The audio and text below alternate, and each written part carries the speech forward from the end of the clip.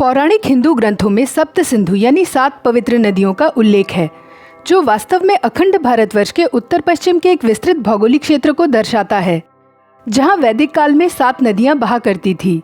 ये नदियां हैं सिंधु, सतलुज, झेलम, रावी, ब्यास, चिनाब और सरस्वती।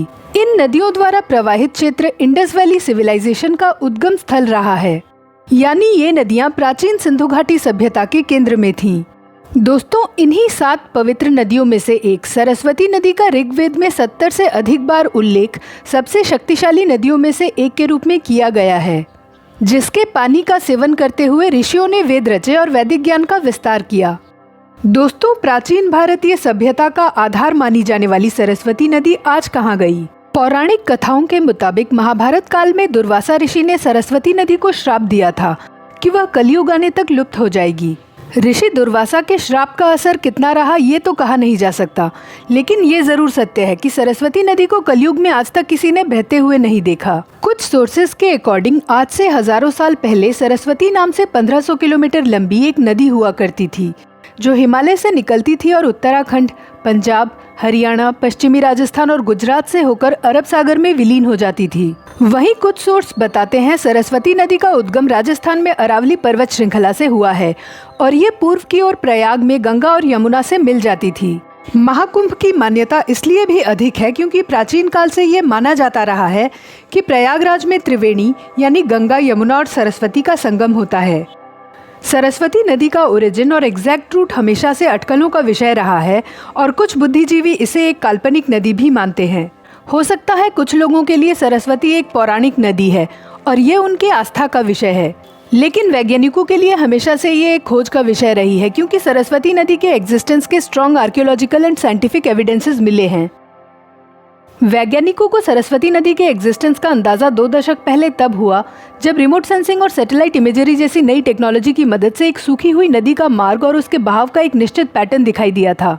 जब साइंटिफिक डेटा को प्राचीन साहित्य से मिलाया गया तो वैज्ञानिक हैरान रह गए कि वाकई हिमालय की तलहटी से लेकर गुजरात के कच्छ के रण तक एक नदी फैली हुई थी, जो शायद सरस्वती नदी हो सकती है, जिसका उल्लेख प्राचीन हिंदू ग्रंथों में मिलता है।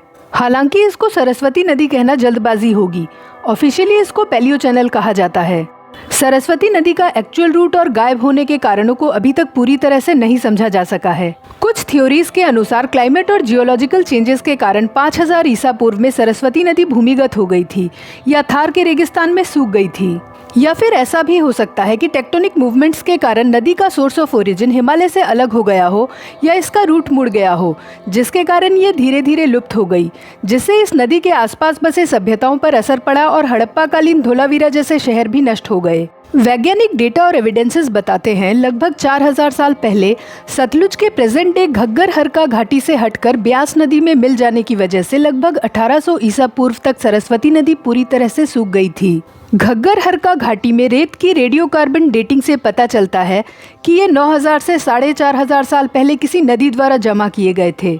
लेकिन ऐसा भी माना जाता है कि सरस्वती नदी अब भी थार के रेगिस्तान के नीचे बह रही है और हिमालय से कनेक्टेड है और जैसलमेर क्षेत्र में अपने प्राचीन बेसिन के साथ स्थित है। इंडिया के रिच कल्चर से प्रभावित होकर कई स्कॉलर्स द्वारा सरस्वती नदी के एग्जिस्टेंस पर स्टडी किया गया है, लेकिन ज्यादातर स्टडीज डिपार्टमेंटल लेवल पर palaeo channels, archaeology, geology, ground water prospects और मूवमेंट्स को ध्यान में रखते हुए किए गए हैं, न कि सरस्वती नदी को ओरिजिन से एंड तक रीडिस्कवर करने के लिए। सरस्वती नदी के रिवाइवल को लेकर क्या क्या इंपॉर्टेंट काम हुए?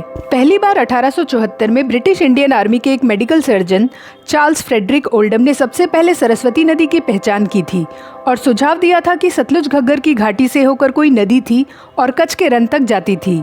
उन्होंने ही बताया था जब सतलुज नदी घग्गर हरका घाटी से हटकर ब्यास नदी में मिल गई तो यह नदी नष्ट हो गई थी। साल 1994 से 2002 के बीच जैसलमेर की 8 जगहों से ग्राउंड वाटर सैंपल्स कलेक्ट किए गए थे। आइसोटोप जांच द्वारा वाटर सैंपल्स की उम्र का पता लगाने के लिए इसे भाभा एटॉमिक रिसर्च सेंटर को साल 2003 में भेजा गया था। रिपोर्ट में बताया गया कि यहाँ मिले वाटर सैंपल्स 1900 से 5700 साल पुराने हो सकते हैं, जो कि सरस्वती का काल माना जाता है। इसके अलावा इसरो के जोधपुर स्थित रिमोट सेंसिंग सेंटर की रिपोर्ट में भी ये कहा गया कि जैसलमेर में किसी नदी के प्रवाह के संकेत मिलते हैं, जिसकी धारा जैसलमेर से होकर पाकिस्तान की सीमा से होती हुई कच्छ के रन में गिरती थी। राजनीतिक रुकावटों और सरकार से बजट नहीं मिल पाने के कारण 2003 से 2015 तक सरस्वती नदी की खोज का काम आगे नहीं बढ़ पाया। बीजेपी के पावर में आने के बाद एक बार फिर सरस्वती नदी की खोज का काम शुरू हुआ और वर्ष 2015 में हरियाणा सरकार द्वारा सरस्वती हेरिटेज डेवलपमेंट बोर्ड का गठन किया गया, जिसका उद्देश्य सरस्वती बहती रहे मिशन के साथ सरस्वती नदी और अपनी विरासतों को पुनर्जीवित करना, पर्यटन और सांस्कृतिक पहलुओं को बढ़ावा देना था। 2017 में कुरुक्षेत्र विश्वविद्यालय में सरस्वती नदी पर अनुसंधान के लिए centre of excellence for the research on Saraswati river की स्थापना की गई। 21 जनवरी 2022 को हरियाणा और हिमाचल प्रदेश की सरकारों ने सरस्वती नदी को पुनर्जीवित करने के लिए यमुनानगर जिले में सोम्ब नदी पर आदिबद्री डैम बनाने के लिए एक समझौते पर हस्ताक्षर किए। आदिबद्री डैम से सोम्ब नदी के पानी को रोककर सरस्वती नदी की पैलियो चैनल्स में प्रवाहित किया जाएगा, जिससे यमुनानगर जिले के दर्जनों गांव बाढ़ की चपेट में आने से बचेंगे और सिंचाई के लिए पानी उपलब्ध हो सकेगा। दोस्तों, यदि सरस्वती नदी को सक्सेसफुली रिवाइव कर लिया जाए तो नॉर्थ वेस्टर्न इंडिया, खासकर राजस्थान के वाटर क्राइसिस को सॉल्व किया जा सकता है और इसके अलावा इंडिया वाटर ट्रांसपोर्टेशन और स्टोरेज के लिए पैलियो चैनल्स को उपयोग करने वाला दुनिया का पहला देश बन जाएगा। तो दोस्तों, ये थी जानकारी सरस्वती नदी के बारे में। आपको ये जानकारी कैसी लगी कमेंट्स में ज़रूर लिखें। अगर आपको ये जानकारी पसंद आई हो तो मेरे चैनल को लाइक, शेयर और सब्सक्राइब करके सपोर्ट करें। आज के लिए इतना ही, जल्द ही मिलेंगे एक नई वीडियो के साथ। धन्यवाद।